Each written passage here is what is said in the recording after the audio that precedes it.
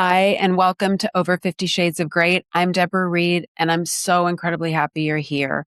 Today, I'm joined by the incredibly talented writer, director, and producer, Simbi Hall, for a deeply personal conversation about grief, faith, creativity, and finding the courage to follow your calling no matter what.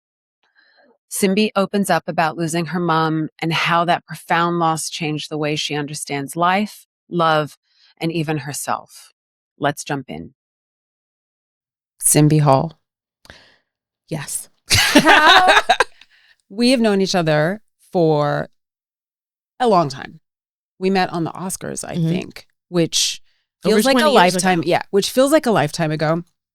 And when I met you, I was like the new kid on the block because I had just come to town and I was working with the director at the time, and you had been there. You had done many shows before. No. You hadn't? No, when I got I didn't know that. No, I had just got here from New York, and I thought you'd been with Lou for a while.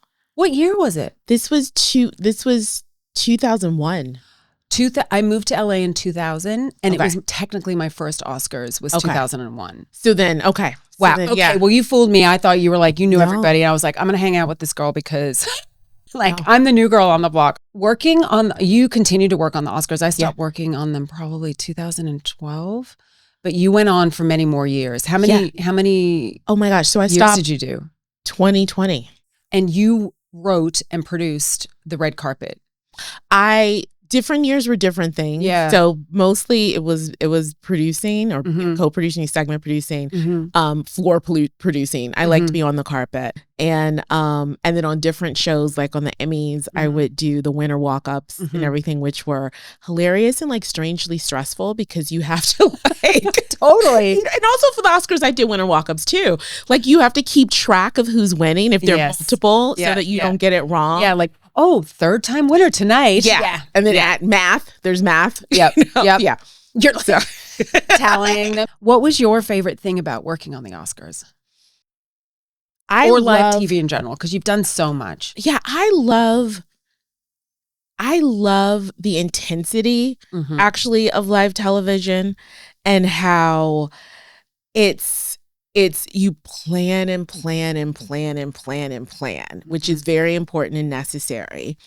And then sometimes it goes so much to plan that I will never forget one time doing an interview, because you have stand-ins for the interviews, right? So you practice that. And it must be known that the Oscars stand-ins give Oscar-worthy performances while they're standing in. Like some of the shows, they're not as good, but these ones are amazing, and like you believe that they just won. Well, I will never forget, and it was a year. I mean, this is like quite a while ago because it was Michael Douglas and Catherine Zeta-Jones, and we had stand-ins for them, and we'd rehearsed with them, and then we had them, the real ones, the real people on the show, and they gave the same answers that the stand-ins had. That's funny. It was so funny. We're just like, wait, am I flashing back to rehearsal? What's happening? And it was like, that's how good they are, And so like, I love that. I love when it sort of goes so to plan that you can't believe it. And then I also love when it's complete chaos and you're like, what's happening? Okay, let's do this. And you get to really just like be in the moment. Yep. And then I also love in a live show, when it's done, it's done. You walk away. Although I had one producer, I will not say his name, but you know who he is, because okay. Who I might say his name. No, I'm just kidding. We'll say it after. Yeah. Who recut the pre-show after it was done. Actually, I may not know this. Oh, now I need to know. I'll tell you. How did you have enough time to do that? Oh, it was the next day. It was not. Was it just for posterity? It was just for his ego? Yeah. Wow. Wow. Okay.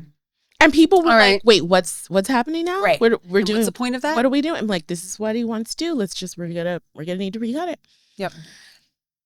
But that's why you watch live, is for it to be a bit bumpy.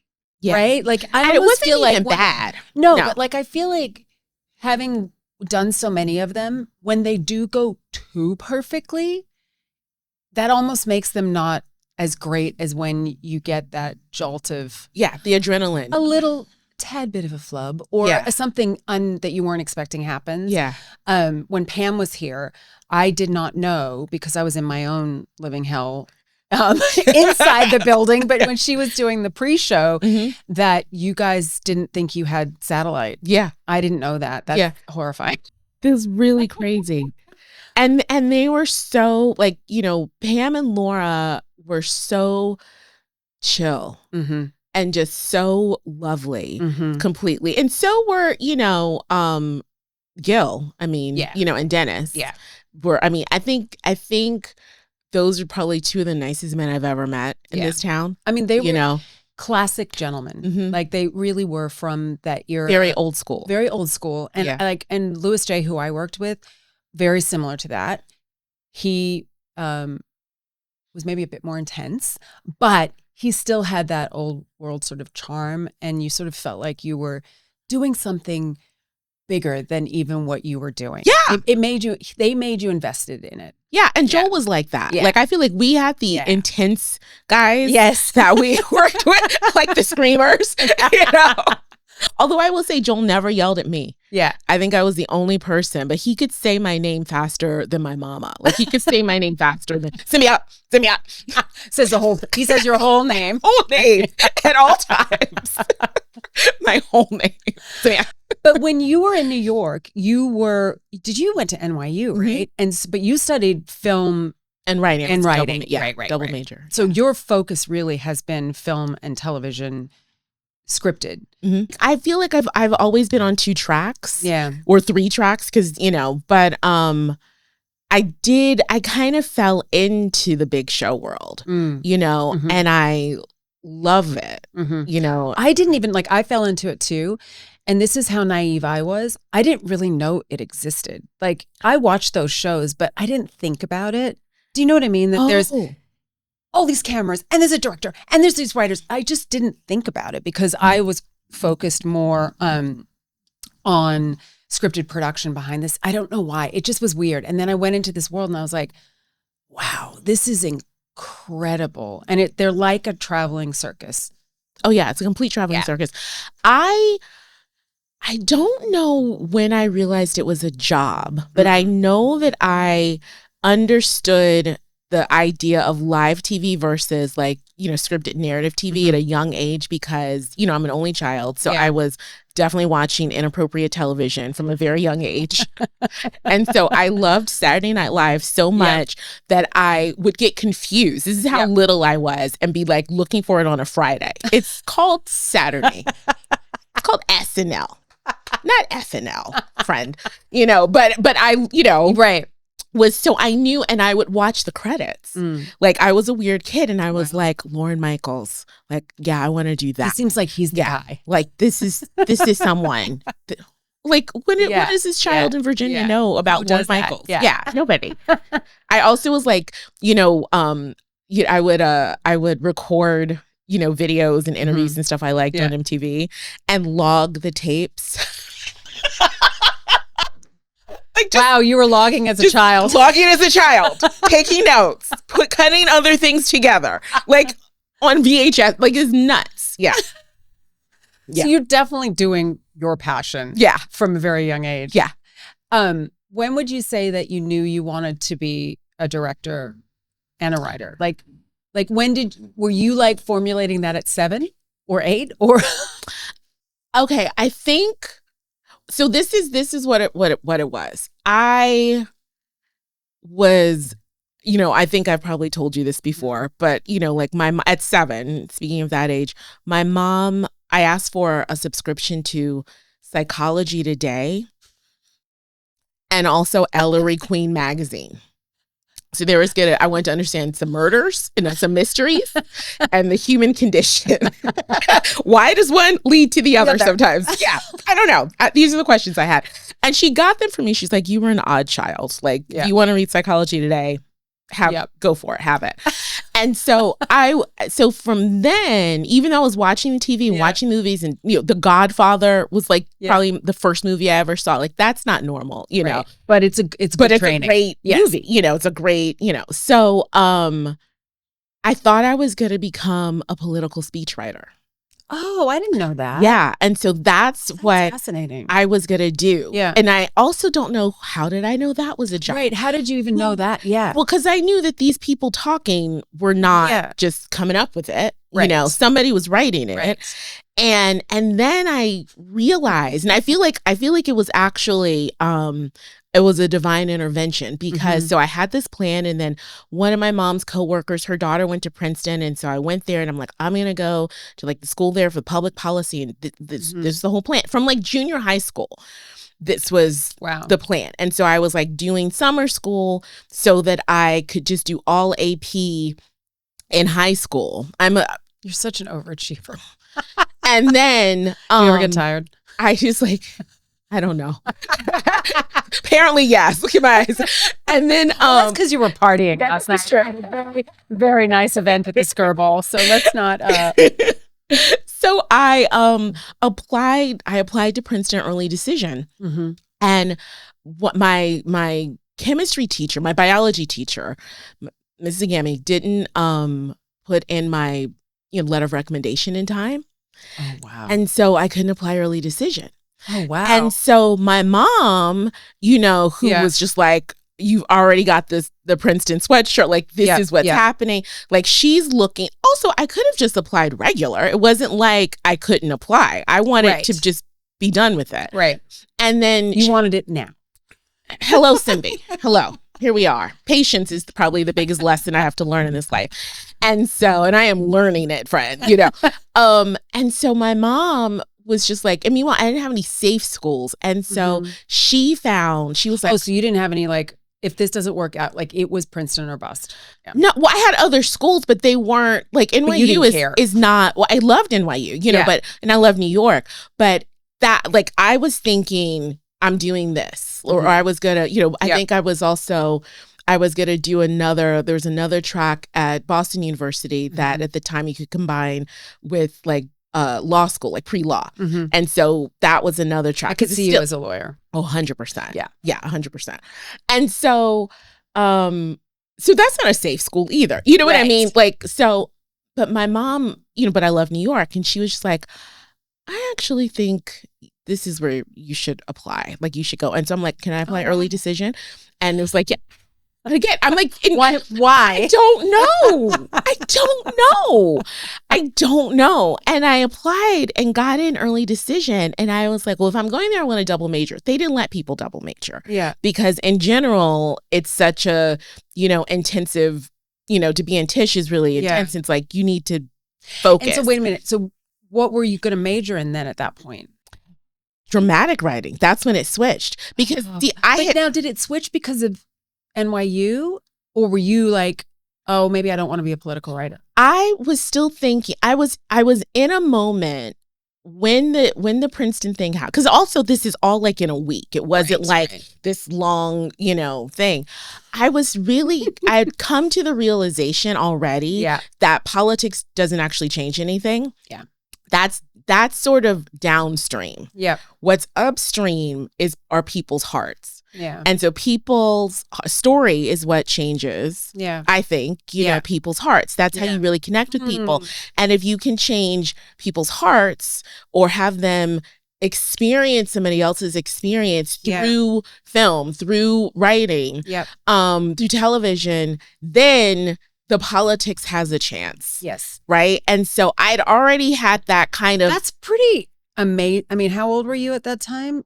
16, 17. Oh, you were that young? Yeah. So you graduated young too. Yeah. Yeah. So that was already happening. That's pretty cool. And so then when the Early Decision, catastrophe happened, it was like, well, then this is like the meaning. It's like, this is the track. You come to LA, and had you at that point, were you you were working at VH1 and doing different things, but were you also writing scripts at that point? Like, where were you with your directorial journey, if you will? Yeah, I was always writing scripts. So even when I was little, I was writing plays as a child. And then even before I was really writing, I, had a whole Barbie world. Yeah. And so then my friends, I feel like this was the beginning of world building. Yeah. So my friends would come over. Yep. And I had 13 Barbie dolls and one Ken. Because Ken never participated in anything. I had him. He was a multi-purpose man. He just was there to support all the ladies. And it didn't feel like a harem because they were clearly in charge. But my friends would come over and I'd like give them the Barbies and then we play. And I'd have a plan of the play of this is the storyline. Oh. Yeah. And everybody loved it. But it was so great. And I'm like, that really was it. There were arcs. Yeah. There was conflict. There were wardrobe changes. There was definitely intrigue because there was only one Ken. And, I had the Barbie dream house and the car and the townhouse and the beach, all the things. I wish I still had all my Barbie stuff. Yeah. Like, do you have any of it? I have my 13 Barbies in my Ken. Oh, I'm so jealous. I'm so jealous. I think because we moved around so much that at that point when I was going out of Barbies, if you will, but I don't have anything. And I'm so bummed because like now I feel like it's totally back again and, kitsch. I found it interesting that you were reading the psychology book and the murder book, but yet your work, to my knowledge, I may not have seen some pieces of it, but it all comes from a place of comedy and humor. Yeah. Like you're very much, that's your deal with big issues and emotions and deep stories, but you do it through the lens of humor. Yeah. And it's an interesting switch that you went from murder and mayhem to... Still enjoy murder and mayhem. I don't want to live in it. Right. But I think that maybe this is something because I'm thinking so much about like what did I learn from my mom and like what's me and what's the combination of us that then has become me, Mm-hmm. And I think that I naturally see even the worst things from a comedic standpoint, and there's always both. Right. In any situation. Right. So then it's like, what are you going to focus on? Right. But then there's always some like level of ridiculousness in the dramatic. Right. Right. Right. And so I think that it's just more fun to live in that world. Yeah. And yeah, but so I feel like they feed each other. Right. Because to me, the real comedy comes out of pain, and then you just like, okay, this is what's going on. I don't know. I think some of that is just being a Black woman and just like, not like everything is like, oh, the history of trauma and all of that. I don't want to be like dramatic like that. Right. But I think that there's a cultural aspect to it of finding the humor, because when you think about it, I feel like there's like stuff on my face. I'll tell you. Yes. When you think about it, you have to. If you're from a culture where, you think about Black people and Jewish people, like they're the funniest. Right. We're the funniest. We've had it the hardest and we're the funniest. That's not a mistake. That's like it's survival. It's survival. It's a choice. Yeah. It's like, how are you going to keep going? Esther Perel talks about, in one of her books and how they did this research on Holocaust survivors. And that the ones who were able, like that came out, that survived, first of all, and that came out and were able to like have, I don't even know what adjective to use for the life, because really, how do you get over that? Right. But were the ones that were able to find some pleasure and some humor. And that I think of is like, that was, the most diabolical situations, right? Remember the movie Life is Beautiful? Yeah. Yeah. Perfect example of doing that. And the power of storytelling. While your reality may be one thing, you can have a fantasy land that can change who you are, and make it better. That's really interesting. And you're one of the funniest people I know, because whenever I hang out with you, you always have hilarious stories about all the BS that's going on. Yes. And how you're handling it. Yeah. So I think it's a great lesson. You did the AFI filmmaking women's program, which is, I did as well, which is an incredible program. In fact, you're the one that convinced me to apply for it. Yeah. And you had your short, which was Long Story Short. Tell me what the story's about. So it's a comedy. The short version is it's a comedy about a Black woman trying to get her hair done. Yeah. Which sounds simple. It is not, but really it's about, self-love, self-acceptance. And she's on this quest. She's got this date that she feels like is going to determine the rest of her life. And she's got to look right. And then, and then every single thing that could go wrong goes wrong in trying to get, her hair done. And she actually ends up in jail with her hair on fire and has to... so that part hasn't happened to me, but all the rest of it has happened to me. So it's definitely very much based in reality of feeling like my hair is an ongoing drama that just still refuses to behave. I mean, it's not too bad today. My friend Tangi came over the other night, but I will say, whenever you come over, I never know what your hair is going to be doing because you express yourself through your hair. So I was like, I don't know. It could be short today. It could be long. I don't know. Yeah. It could be flowing locks. I don't know what she's doing. Yeah. It's a mystery. It's always like, what's happening? And you're working on the feature version of that right now. Yes. Well, gosh, talk about resilience. Like you made that film 20 something years ago, and now it's out on the circuit as a feature and it's getting a lot of buzz and winning a lot of awards. How do you navigate this business and how long everything takes? Like that is you were talking before about that you're sort of like in your lesson of patience. Like, I feel like you're patient, like you've been committed and you have not given up. And to me, that is the number one thing, honestly, of anybody that gets to make a movie. It's that they've been committed and they've stuck with it. Yeah. And I feel like everything that's been happening in the 20 years since making the short, I've been learning different things. So it's like I've been hired to write, adaptations. So it's interesting to read someone's book and then like, okay, how do I make this a film? How do I get into this voice? So I've felt lucky with that. I've been hired to direct other things that haven't ended up happening, but that you go through the whole process and you get attachments and you get the finance and then something happens and then you're, so it's like there've been so many you ramp up and then there's a strike. Oh shit. Or there's another thing. Or there's a this or that. Right. And then you just have to pick yourself up and go. So there've been different projects. This one has been just sort of simmering there the whole time. And then it just hit me like after I wrote, like when I just sat down and said, I'm just writing this script and it's like, I just got to get it out, and really explore all these characters.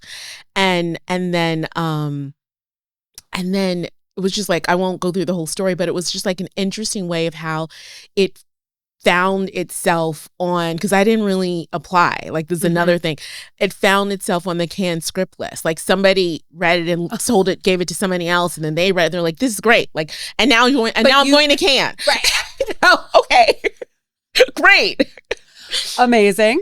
Yeah. And even that, and it's like, I think the resilience comes, we were talking a little bit about this too. It's like there are definitely moments where you're like, what the actual it's taking so long? Right. What is going on? Right. And then you'll get like just a little kernel. A little sign. Just a little itty bitty baby synchronistic sign. And you're like, I can keep going. Because also I think what keeps me going is the knowing. I feel like there's a knowing. And what would you say that knowing is in relationship to this? And I don't mean to sound like grandiose, but we use this word a lot in Buddhism. And so I'm using it in that sense. I feel like I know when something is my mission. I know when there's something I'm really meant to do. And when the knowing that's intuition, whatever, that's internal, when the internal knowing meets resistance, then that's when you have to decide. And for me, then it's just like, I don't care what the resistance is. I don't care how long it's going to take. I would like it to not take this long, right? So are you saying that the knowing bumping up against resistance is a sign because you don't back down? Yeah. Or are you saying that if you're going to be doing anything big, you're always going to meet resistance, and that's sort of a signpost that you're going in the right direction? Both. It's the same thing, because like in Buddhism, we talk about how you use resistance in the same way that a plane uses resistance to take off, right? That's what happens in our life. And so it's almost a converse way to look at life than I think what we've been taught. Right. I think that most of us think everything should be easy. And if it's not easy, like take the path of least resistance. Right. And I'm not saying that every single aspect of your life needs to be hard. I'm not saying that. Right. There's some things that are going to flow and it is going to feel easy. And it's like when we say those are the areas where you have fortune, like it's just like, whatever. Right. But in order to be strong, you have to lift weights. Right.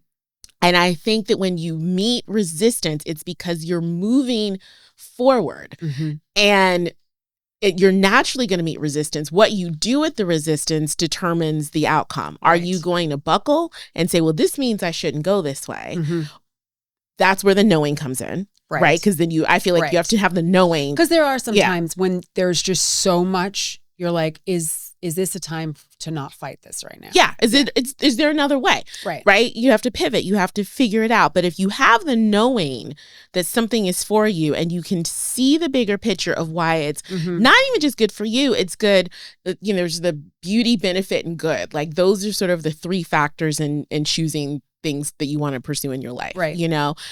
If it meets those criteria, you can check beauty, benefit, and good off. Right. And you can say, I know this is meant for me. And is beauty, benefit, good a Buddhist principle? Yeah. Yeah. So I feel, I'll just speak for myself. I can't speak for all the Nichiren Buddhists in the world. Yeah. But resistance is not seen as a no. And it's seen almost as you're headed in the right direction. Because if everything inherently has a positive and a negative, it's like this idea of the two, like the dynamicism of life, in that if you're moving forward, you're going to hit resistance. Right.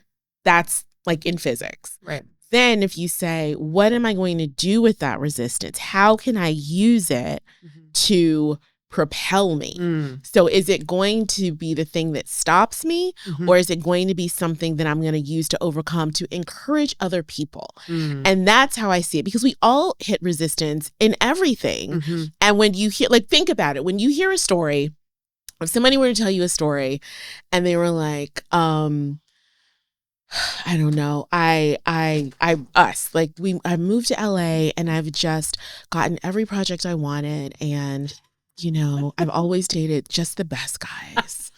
And I've made so much money. I've made so much money. And actually, I don't even work anymore, and people just send me money. It's so great. Now, yes, we'd be like, what are you doing? What, like, you want to know. Right. But also, I will buy whatever you're doing. That's also not encouraging. Right. It's a much better story if somebody's like, we moved here and we worked for these like really intense screaming men on these really intense, crazy circus shows for years. For not much money. Not much money. We made great friends. We had a good time. We flash people sometimes. That's another story. And then I did this, and then I did this, and then I didn't know what I was going to do for 6 months. And then this happened. Right. Like, which story are you like, and then what happened? You know? And then which story are you learning things? Right. And yes, you want the victory. You want the victory each either way, but the victory feels good when you're winning over yourself. That's really what the victory is. It isn't just getting the thing. And yes, we want the things, not to say not to. We need actual proof that what we're doing is working and propelling us forward in our life. The breadcrumbs. we need the breadcrumbs. Yeah. We like it. And we like even the whole loaf in the meal, you know? But it's like that. It's that winning over yourself, winning over your own inherent negativity, your own doubt, your own fears. And that's what resonates with people. So when you can use your life for that purpose, that's your mission. And then the way that you demonstrated in whatever your chosen arena is, you know, whatever you say your career is, right, or your family life, or whatever like your focus is at the time, that's what's encouraging. You know, right. It's less encouraging when just like everything just seems to happen, right? You know, and we have those spots. Like I said, like I didn't even apply to that thing, and then like, right, you know, that's that magic happening without you, like where it's at play in the universe. You know, it's happening. You've done the work, like you've laid the seeds. Yeah, where they grow and sprout isn't really for you to understand. No. Right? Yeah. But you did the work. Yeah. But I do think, I think it's really beautiful what you just said, because I think we all sort of in our heart of hearts want it to be easy, right? But then do we? Because then what does it mean if it all just unfolded perfectly every step of the way? Like, does it really mean anything? I don't know. Yeah. I have not had that experience. Yeah. Ever. I mean, that's not true. I'm going to take that back. I'm not saying it like moments of but in general, everything. I mean, we're here to learn, right? This experience, this life experience that we are here to learn. We are here to learn and grow as our individual spiritual selves. Yes. And however we want to express that. Like you're a director and writer, that's how you express it. But if we didn't have any of that, then would we have any of the growth and be any different? No, and I feel like it comes down to how do you define a victory? How do you define a benefit? We all probably know people who have things that have been easy. And again, we all have areas in our life that are easier than others. But don't you also think too that we may perceive them as being easy from the outside, but we don't actually know their journey? We don't know. We never know anybody else. But what I was going to say is, this is me judging. Right. I still judge. I'm a Buddhist, and yet I still judge people. I'm working on it. Well, you're on your path. I'm on my path. But we've seen people that don't appreciate. Yeah. And I feel like, and I can't say that if you don't fight for something, you won't appreciate it. I don't think that's true. I think that you can fall in love with somebody that you were not even looking for and be so thankful that you've met and are with this person. So yes. But what I've seen is when some things are just, when too many things are given without a lot of effort, whether they call that entitlement, whether you call whatever you want to call that. When did Buddhism become a part of your life? Or has it always been a part of your life? It's pretty much always been there. My mom started when I was very, very young. And so it's like one of my earliest memories is like being at a meeting chanting. And so we chant Nam Myoho Renge Kyo, you know, with the SGI and Soka Gakkai International. And then she stopped at a certain point. Like she did? She did. And she would chant here and there, but she stopped like going to meetings, you know? I don't even think for her it was like, it wasn't like something happened and I'm not doing it. It wasn't like that. It was just, she just kind of didn't go, you know, as much. And then I, you know, met this girl doing an internship in New York when I was in college. And we ended up going on vacation to Greece, which is not where you think of going to begin a Buddhist practice. Well, everybody's out drinking till 4 a.m.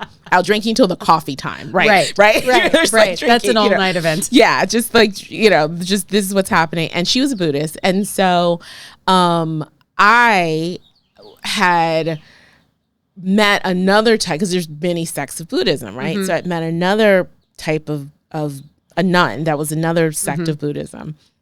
and like Richard Gere's monks were like wandering the States. What? It's like now I'm in a whole other conversation. But and so we ended up going, she was in the UK, and so we ended up going on this holiday to Greece. And I'm like, oh, I'm a Buddhist now. You know, I've met Richard Gere's monks, so I'm a Buddhist. Yeah, this is what's happening. And I learned to meditate. I had, in fact, learned to meditate with this Buddhist nun and like gone to some things. And she was just like, wait, what? She's like, well, if you're going to be a Buddhist, you need to start chanting. And I remember saying to her, how are you going to get to enlightenment making all that noise? I was not easy. And she was just like, oh my God. And then we chanted. And it was like I remembered everything, you know, because I wasn't thinking about it. Like you didn't realize how much it was in your being. It was already there. Yeah. You know, it was already there. And it was, I'm realizing about myself even now that like I feel things viscerally. Mm-hmm. And that for me is like your body doesn't lie.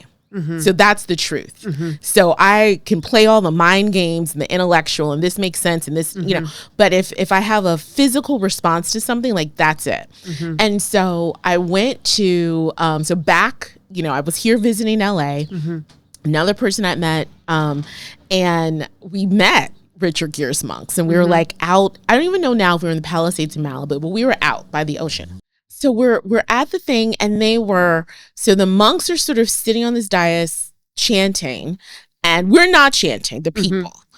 And they're making sand mandalas. Oh yeah, beautiful. And it was gorgeous, and it was like, you know, it felt like this is LA. Like this is one of my first times visiting. Right.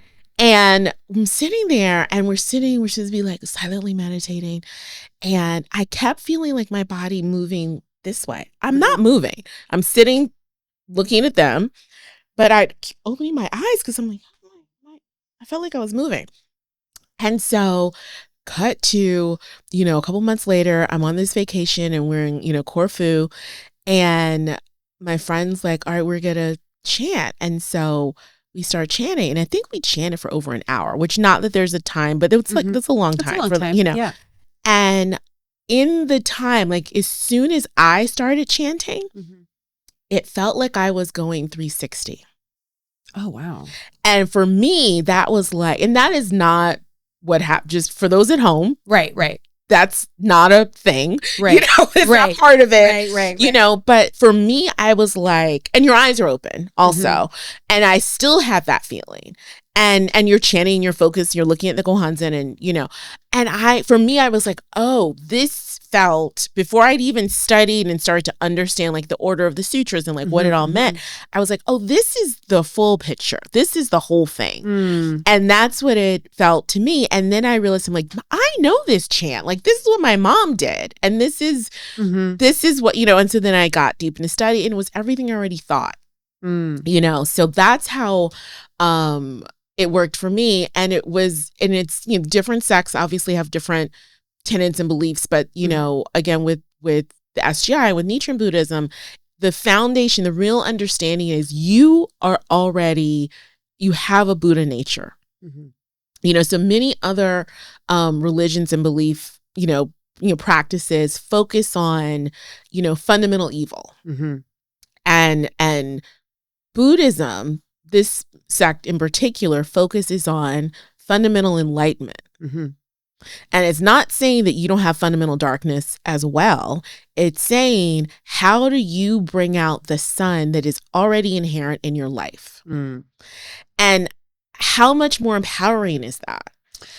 It acknowledges that the good in you, and to amplify that as opposed to the clearing out of the negatives. Yeah. Interesting. Yeah. Wow. It's like, you know, when there's the sun, it's like that takes away all the darkness. Right. Like in our light, in the day, like we know there's darkness. We know the moon, you know, not that the moon is negative, but you know what I'm saying? Right. Like, but when the sun is out, the sun is out. Right. You know, and that enlightens everything. And it's like, we can be that. And that is, I feel like a much more powerful and positive pursuit for one's life. And to be able to recognize, even if you don't like somebody, they have a Buddha nature too. Right. And so then how can I, back to the strengthen my Buddha nature so much that you see theirs. I see theirs, and that regardless of whatever may be showing up. And then it pulls it out because, there's like, there are a lot of mirror analogies. And it's like when you bow to the mirror, the reflection bows back. So it's like, how are you able to really go into, challenging situations, with people or whoever, and see that and be like, I'm going to bow to the Buddha in you. You might think I'm completely crazy. Right. You might think like this isn't wrong. But also when I've really dialogued with people, whatever their religious beliefs, you can find some point of agreement.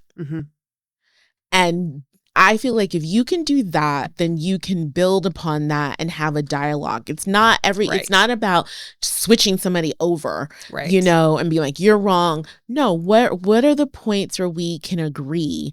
And then let's build on that. Because I remember a friend of mine said, like he was talking, he was explaining Buddhism to somebody who was, very Christian. And he wasn't trying to get them to not be Christian. Right. But he was saying, well, don't you think Jesus would want you to chant? When you think about like what it is we're like what the goal is, world peace, right? The goal is world peace, individual happiness, being your best version of yourself. If chanting Nam Myoho Renge Kyo is a way to help you do that, why would Jesus have a problem? And then there's like all of these studies about Jesus and the Buddha and how, historically, like there's a lot of research that shows like that was what he was studying, and then came back saying, I'm the son of God, so I'm not a theologian. So, but I'm just like, it's interesting. Like they're all connected. Right. Yeah. Right. What I feel about Buddhism is it also comes down to, like every day we recite portions of the Lotus Sutra. And so at the last part, it says, this is the translations, at all times I think to myself, how can I help all living beings quickly acquire the body of a Buddha? And so the quickly part, it's from the expedient means chapter, which, quick. So it's not saying that you can't get to enlightenment, whatever that means for you, through some other route. What's going to get you there quickly? And by quickly, I mean, I personally can be sitting down in complete despair. Like, what's been going on for me, and within minutes, and feel like I don't want to chant, I don't want to do this, It's a resistance piece. It's a resistance piece, right? Yeah. And within minutes,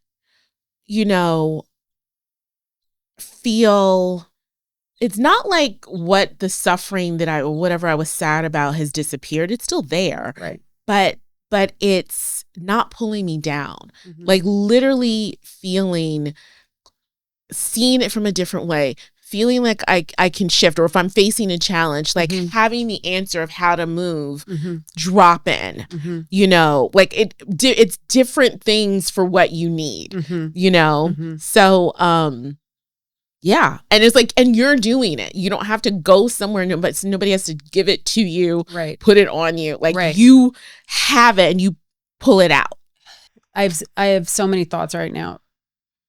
You lost your mom last year, and for those of you who don't know you and your mom, you guys were a team. You were a unit. You lived together. She was your biggest supporter. You were her biggest champion. How did Buddhism, how has it helped you move through that loss? Yeah, so it was compounded grief because my Aunt Juanita died, September 28th. I was only 67. Yeah. My father died October 7th. Yeah.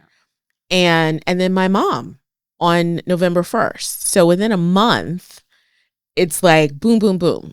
And it's just like, it makes your head spin. My mom was even more painful because she did live with me and because she was okay. And it was just multiple medical mistakes that led, like, she just needed a little diuretic. It wasn't even like, she'd been in trouble before in other times. Yeah. This was not even that. Wow. And so it was, there's not a word for it. It was more than a shock. It was a trauma. You know, and seeing it, how it all played out. Like I'm still, and I really don't like using the word trauma, but I do feel a little traumatized by the actual process. I mean, she coded 3 times in a weekend and came back. And then also that, like, super victorious, like she was not trying to leave, you know, she was like overcoming like every obstacle, not giving up. So there's beauty in that too. So how does Buddhism helped? I feel like because Buddhism talks so much about life and death, it's like, yes, it was a shock to lose 3 at once, but death in itself isn't the shock. And having the understanding that the love didn't go anywhere. Now I'm going to start crying. Like, the love really hasn't gone anywhere. And because we both practiced, and it's also the feeling of, you know, like, I'll continue to chant for her. And I feel like for sure we'll be together. Like, she said it to me in a dream, like very clearly. So it's like, I know that, but it's hard. It's really hard because even as I'm saying this to you, like when my Nana died, when I was 12, my Nana had been preparing me for her death pretty much my whole life. I think I was probably an infant, and she was like, I'm going to die one day. Just so don't be surprised. You know, like, she was very much, you know, I'm a baby. Okay. You want to play Barbies? Do I need to know this now? Is it today? Like, you know. No, but she was wanting to prepare me, you know. And so I've always, and I think that in a wild way has been a big guide for my life because there are a couple things that, I mean, it's like anybody in their childhood. You're like, because I'm always like, you're going to die. Like, so for me, all decisions are also filtered through, we're all going to die. Therefore. What is your decision in this moment? Does this matter? Right. Does this not matter? Right. Will you regret it if you're dying? Will you wish you'd done it? Even, you know? So I think that I've probably thought a little bit, maybe that was back to the Ellery Queen. I don't know. A little bit about death too much and been very safe, you know, also in a way, which maybe sometimes is good, sometimes is not good. I don't know. And then because I had my own health issues growing up, you know, the kidney stuff, I was definitely near death a couple times. And so I think that imprints something on you where you're like, nah. Nana always said, tomorrow is not promised. Right. So what are you doing? You know? And I had another friend that has just lost his mom, and I haven't been through that. I've lost my grandparents. It's something that we're all going to have to face. Right. And as we're getting older, we're getting closer. And it just strikes me as such a weird experience because you're embraced by the people around you. Right. But then you're also completely alone in it. Like, nobody can really understand it. Like, even if they've been through it, I don't even think if they understand it because everybody's grief is different. And also too, that this other thing that I've sort of realized by seeing friends go through it is grief isn't linear. And I don't know if it ever ends. Like, I think so. As a child, I thought it was like you grieve and then you get over it and then you know, that whole thing, but it doesn't feel like that is really what happens. No, and I think it's in my experience, what I'm going through now, like comparing it. So when my Nana died, she told me I'm going, almost like this is when it's going to happen. She's like, I'm going to die when you're old enough to take care of yourself, you know, to some extent, right? But you're still young enough to want to be with your mom. And she died when I was 12. So it's like, you can, you know, come home from school and kind of, whatever. You can be alone for a couple of hours. Yeah. And there's no perfect time to die, but it's like, I feel, and then her doctors actually after, like, she would always say that her doctor would look at her when she came in like, you're still here? And then he's like, she fully extended her life, you know, and I really think she did, that she extended her life because she was like, I'm sticking around till Simbi can do this, this, and this. And then this is when I'm out. And so she did, and then she donated her body to science. And so with my mom, because it did not feel like the right time. So it really was a surprise. It was a surprise, even though we've talked about how like death in itself isn't a shock, but it is. But the way that it happened, felt like a surprise. And I mean, she just like made a film and like got, you know, oh no, didn't she just win an award? Yeah, like for acting. Yeah. In Berlin. Like, it's crazy. It's so crazy. And it like started its art, you know, was like an artist and like doing all these things. So it was not like she was some little old lady that was just sitting home. It wasn't like she was bedridden. No. So it just felt like, wait, what? And I know people die in all stages of life. It's not like that has to be but it just didn't feel like this was the time. It felt like it's like when people talk about like quantum leaps, it felt like we like went the wrong way. And now we were in this horror story and there was like no way to get out. You know, that's what it felt like. I will also say I'm my mom's only child. I'm one of 7 on my father's side that we know of. Yeah. And so for me, my mom and my father wasn't, you know, I mean, he wasn't that involved. Yeah. Right. I loved him. I'm so happy that I feel like I resolved everything with him before. Amazing and huge that was able to happen. Yeah, that's a whole other podcast. Yeah. No, it's I know the fact that unfolded the way it did because it was a wound that hadn't been resolved yet. And so that was that. Like, so I have a different level of grief. A level isn't even the right word because it's not like I'm, you know, but it's like it's different grief around my aunt. It was different grief around my nana, different grief around my grandparents. Different, each one was different.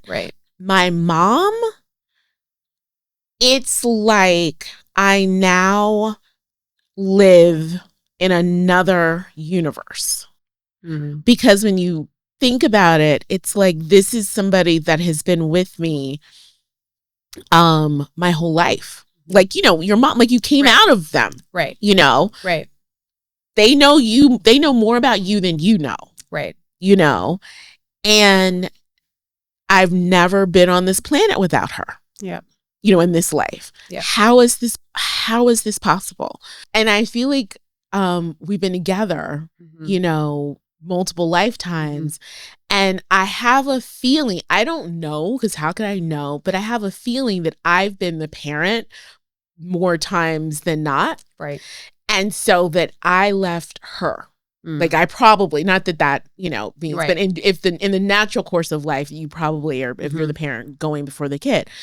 And this feels like, oh, she's left me this time. Like she died, you know, I'm the one left. And so it really feels like I'm in a new universe. And I feel like, because I'm also single, it's like, and this makes me cry, and I'm going to try to not cry and say this, but I wonder if other people with grief feel this way, but it's like, I'm nobody's number one. I'm my own number one, right? We should all be our own number one, right? Of course. You're so right. No, but like just the love of a mom, like it doesn't matter what you do. Like I'll call if you my have a mom. good one, right? If you have a good one, but but like my mom, like like with the podcast, I watched your episode. It was amazing. You're amazing, and like, and you take it in a way that you would never accept it from somebody else saying it, right? And I've never thought about it that way, but you're totally right. One. Wow. And because I'm single, I'm nobody's number 2 either. I'm nobody. Right. I feel lucky. I think I am a lot of people's number 3. You're a strong third coming up the side. Yeah. You know, but that's like, wow. That's a big deal. It's a big shift in evolution of your being, right? Your step, because you put it really well. You are in a completely new universe. And what does that mean now? And how do you give yourself that number one love, right? Because you still need it. We all still need it.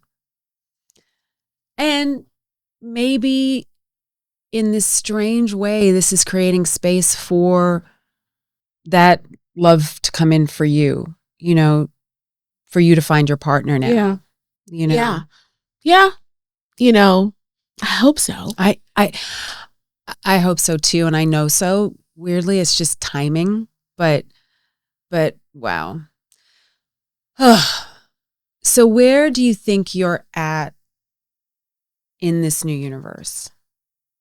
I am figuring it out. Like, are you figuring out who you are within this new universe? No, I don't feel like that. Exactly. I feel like it's a really good question. I feel like I'm clearing the decks.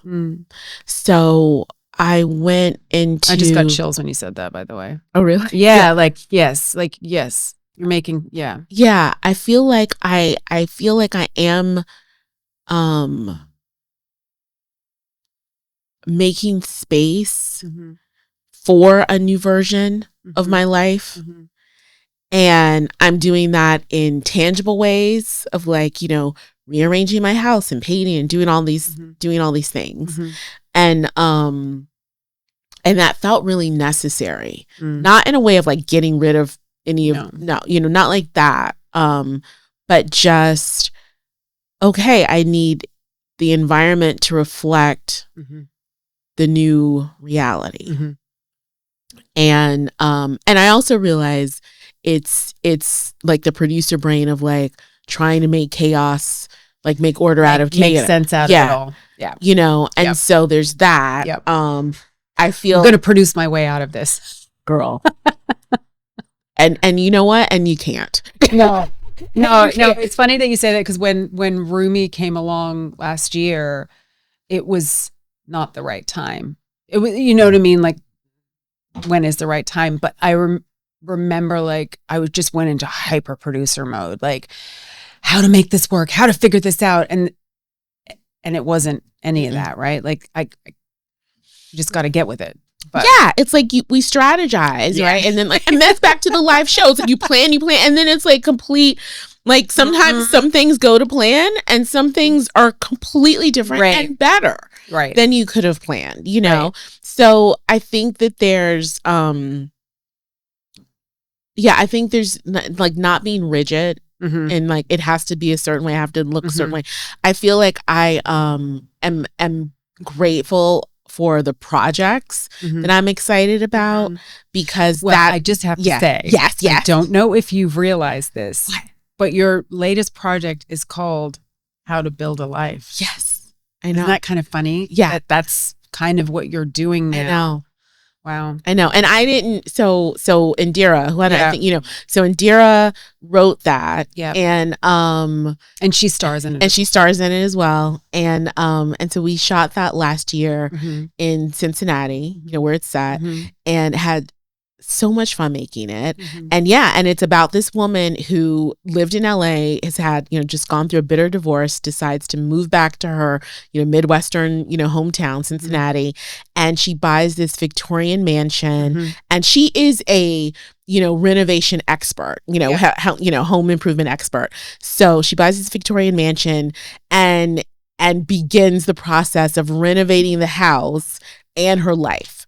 And so she's like, redating, which I just think is a funny word, redating. I know, I laughed very hard with that. Every guy that she like since like elementary school. She's like, I'm gonna try you one more time. Are you it? How about that?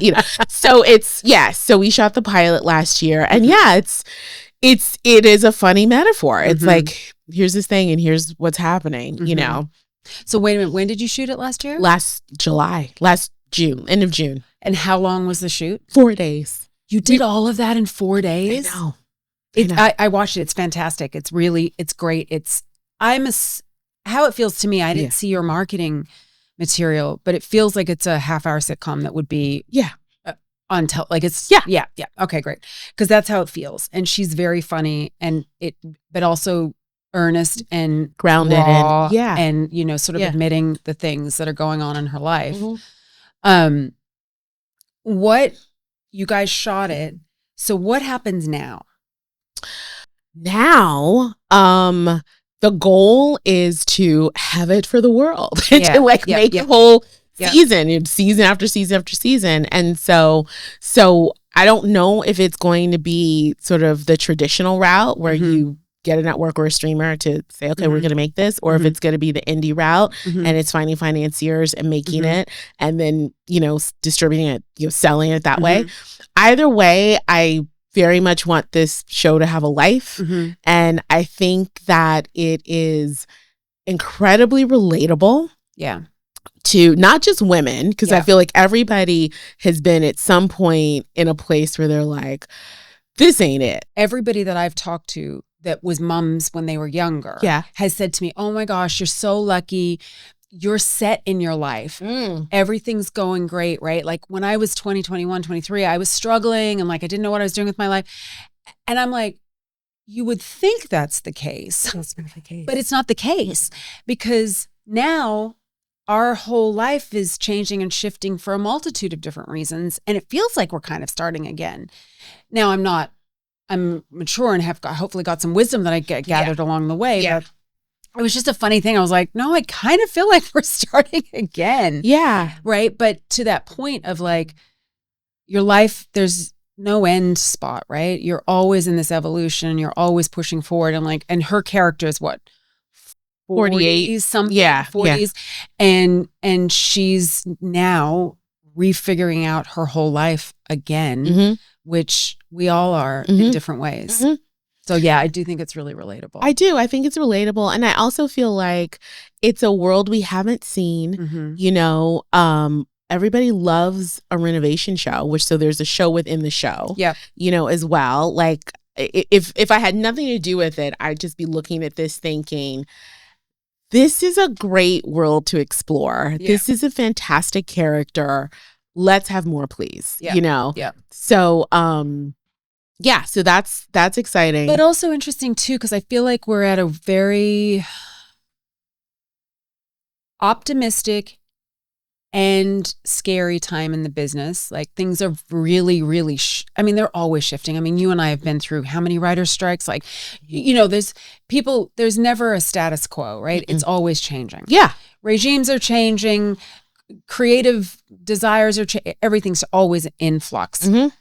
But now people are really scared because I think they felt that the business was recession proof, that it would always be busy. It would always be lots of things going on, and it's changed. And now it's more sporadic. But what I am seeing is an opportunity for filmmakers, weirdly, to go back to the indie days. Yeah. And have more control than maybe we've had in the past 20 years, because studios are not holding all of the cards anymore. Yeah. How do you feel about what's happening in the business right now and maybe the opportunities that it gives you for a project like this? Well, I think, so for this project, I think like what we just shared, it's like people weren't even thinking about making their own series. Right. And selling it. Right. That wasn't. Right. You just didn't do it. That wasn't a thing. Yeah. And it's still new. It's not like everybody's doing it, but it's like that just wasn't even something that you would think of. Right. So I think that, yes, you're right. People do have more options and there are more opportunities.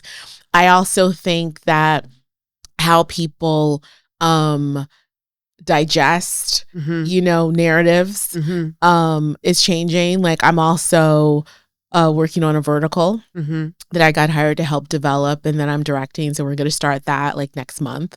We've been developing it, but we're going to start shooting it next month, and so that's exciting. That's great. That's really good. But again, however the means change, the reason that I don't feel depressed by, like, everybody talks about the contraction and all of this, like, is it all again comes back to story. People connect through story. And as long as you're telling authentic stories that resonate with people, how you get it in front of them might change. Right. And is changing. Right. But if you can be honest about the story, I think that will out. Will always win. Yeah. And it takes as long as it takes. Right. You know? What is your morning routine that you like? What are your you have to do? It doesn't matter what is going on. You have to do it. Oh my gosh. I've added things to it. So okay, good. This is going to sound so ridiculous. I'm embarrassed, but I'm going to tell you. Start at. So it's at 4 a.m. No, I'm joking. I was like, I know. I 100% know that that's not true. That's not true. You've met me. We know each other. You never make me feel bad about getting up. No. Too late. When I get up when I wake up. So I have been working with an Ayurvedic practitioner. And so she's helped me because after all the stress, right? I realized I'm like, my nervous system is processing the grief and processing the trauma. The grief and the trauma. Like my nervous system, was fried past tense. So to create safety in the body, which is primary. So she has me, and I resisted it because another person told me, and I did it. I'm like, I don't understand that. What am I doing? But now I'm like, oh, I'm doing this. So you have like sesame oil, and you like rub it on your skin before you even shower. And I'm like, pre-shower moisturizer. Like I'm a Black woman, so I'm all about an oil. And I'm all about lotion and a moisture. But it's just like, it calms the nervous system. So you start with that. So it's like, because what I realized is my basic morning routine before this was I would get up, I would make a tea or a coffee. There was no food involved. And then I was chanting. And then I would have breakfast, and then I would do my day. And that's great, except not eating is not ideal. Having caffeine on an empty stomach is not good for anybody. And it was like, no, girl, you got to have at least 30 grams of protein. Because everything we're doing all day is signaling our body. So are we telling our body we're safe and we're in abundance, or are we telling our body you got to go, go, go? Right. We don't have time to eat. We don't have time to whatever. Even though chanting first was still good. Right. So now, and this only takes a minute. Like, so I do the oils. I can't believe I'm telling the world this. And then guess who's going to start doing exactly what you're telling? So I do the oils, and so I do the oils. It like takes a minute, and then you do feel yourself go like, oh, right, because you have a natural cortisol spike wakes you up, and that's fine. Then I have an adrenal cocktail, which the one I do, which is super easy. It can be coconut water. I hate coconut water, so I don't do that. Is just fresh citrus. So like I squeeze an orange or whatever, and you put cream of tartar in it. You don't taste the cream of tartar, but it's a natural. Cream of tartar is. Yeah, it's like if you're making like a meringue or something. Oh, okay. It whips the eggs, but it's a flour. I mean, it's a tasteless white powder, but it's like a great natural source of potassium. And so you put that in the thing with a sprinkle of sea salt. Again, you do not taste the salt, but like, when you're depleted or stressed, the minerals get, out of whack. So you need to rebalance them. And I drink that. And then I have breakfast and I'm just like quiet. And then I go chant. So it sounds like a lot of things, but the oiling takes, 3 minutes. The juice press that maybe takes 3 minutes. Breakfast I am good about. That doesn't take very long. And then I'm chanting. So then that's the day. That's the morning. How have you noticed this new protocol has impacted chanting? Oh, so I feel like I'm dropping in quicker. And that's probably just because I've had some protein. Right. And then I love that you said that, because I think particularly in our culture, everything is sort of gradated towards men, right? So like fasting was a big thing. Yeah, that's right? for them. Right. Yeah. So I went and fasted, and I was doing it, and I'm like, I don't have any energy and I'm not losing any weight. And then I researched, right? And it was like, no, women need protein in the morning. Men are better on a fasting experience. And I was like, oh. They probably need to go get us the protein. Right. Go get my food. Bring it back. Exactly. So, okay. So I want the number to your Ayurvedic doctor as well. I will share. I'm obsessed. Yeah. What's one book that changed your life? The Buddha in Daily Life. Is that a Buddhist book, or is that written? So, but like one of the scriptures, if you will? No, or is it a? I'm going to say, I'm going to say two. I'm sorry. It's two that changed my life. I have a coupon. You can do two. Thank you. 2 for 1. The Buddha in Daily Life, which is about Nichiren Buddhism, and then also The Buddha in Your Mirror, which is easier to get and more accessible, and it's an American book. Okay. And it's got a great for it with Herbie Hancock as well. But it's okay. I just have to say something. I was privileged to come to your mom's service at SGI, and it's really beautiful because the chanting is happening, and I thought there was a 150-year-old monk chanting because I couldn't see who it was because they had their back to us. But this deep, like lived lifetimes voice is chanting and leading the ceremony for your mom. And then at the end, it turns around and it's Herbie Hancock. It's just like, only Simbi and Judy would have Herbie Hancock leading the celebration of life. But I know him as a pianist and a writer, and but I didn't know he had that voice. Yes. Yeah, it was very cool. Yes, it's very cool. He's we love him, and he's a close family friend and fellow practitioner. And we don't have any monks and priests. It's a lay Buddhist organization, and so that's like his lived experience that you're hearing in his voice. It was crazy. Yeah, I could still hear it and feel it. It was very, very powerful. I'm so glad you guys were there. Yeah. And you showed her movie there too. Yeah. I was like, wait a minute, because I was like, why am I feeling like it was also a screening? Yeah, it was definitely a very Simbi and Tootie situation. Yeah. It was not a normal. No, but as it should be. Yeah. People have asked me for the Zoom link to watch it that didn't even know her. Like, they heard about it. It was pretty good. It was a pretty good celebration of life. What is one Buddhist teaching that you think everybody could benefit from, even if they didn't follow Buddhism? That's a really good one. All of these are great. I would say what we talked about earlier is to go out with the mission statement of your day of, how am I going to be the Buddha, and how am I going to help others quickly acquire the body of a Buddha? It's beautiful. Yeah. What is bringing you joy right now? Seeing Rumi brought me joy.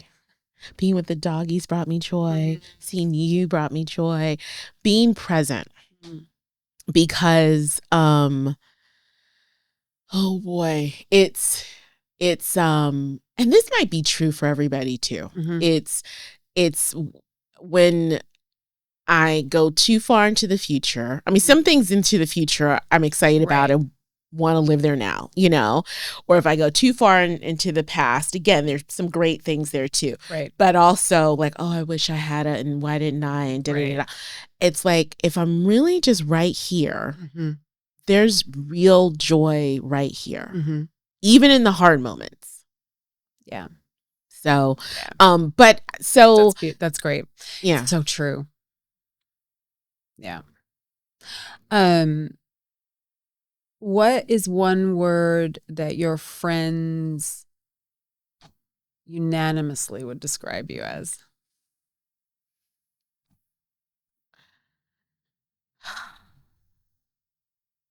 the thing that came to mind, and I don't know if this is superficial or not, because I know it's bubbly. You are bubbly. Yeah. Somebody recently said I was intense, and I'm like, am I though? Even the way you just said that was intense. No, that's what I said. I was like, yes. Yeah, I mean, I've known you for quite a while. Yeah, you're intense. Yeah, but I like it that way. Yeah. Yeah. I love you. I love you too. And I'm excited to see what unfolds in this new discovery of this new life that you're creating for yourself. Me too. And I feel that way about you. I'm so proud of you and so happy for you. Thank you. And encouraged by you. So thank you. Thanks for having me. Before you go, I just want to say thank you for spending time with me. I know life is busy, so it really means a lot that you've chosen to spend some time here today. If you enjoyed the conversation, I'd love it if you'd hit subscribe so you don't miss any future episodes.